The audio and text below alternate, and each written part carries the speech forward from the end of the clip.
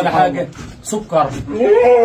بالنسبه للبن بتاعه عم ابراهيم اخباره ايه يعني؟ لا مسكر، وانا شارب منه قدامك اهو. يعني ولونه زي لبن لا مؤاخذه المعيز، يعني بتاع مصفر السن بتاع الجاموسي ايه، بتحس اللي هو ايه في مراره سنه، دي سكر اكنك محلي بحاجه.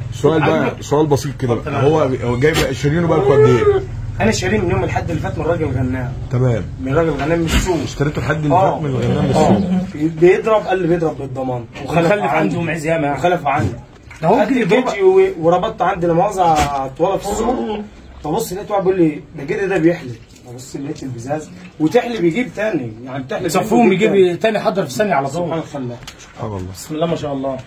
لا والبزاز يعني بسم الله ما شاء الله. لا فالضربه سخن بقى موت، يعني في جدي يضرب ممكن نجيبه ونوري للناس برضه. ماشي بعد اذنك بقى. والضربه بتاعته يعني جدي عافي.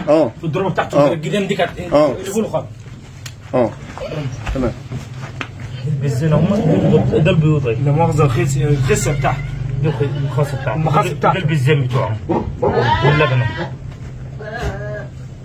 اشرب شويه كده توري الاستاذ محمد، انا بعرفه اهو اللبن بتاعه يعني خالص بقى. بص يا سامر برضه يعني حضرتك لبن المعيز بيبقى مصفر السنه كده، دي ابيض حاجه غريبه سبحان الله. تعرف في معيز بترضع منه ولا حاجه صغيره ممكن ترضع منه؟ ممكن ارضعها اهو، ممكن ارضع لك دي.